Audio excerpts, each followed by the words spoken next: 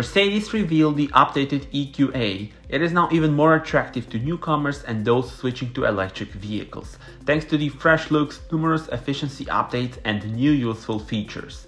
Fresh design highlights include black panel surface now with star pattern, new steering wheel and new trim parts. With extensive detail, the engineers at Mercedes Benz have been able to increase the ranges of EQA up to 560 km according to WLTP.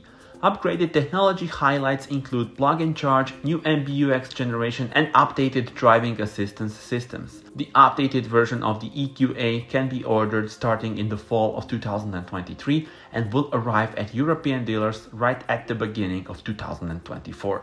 Tell me in the comments how do you like the changes.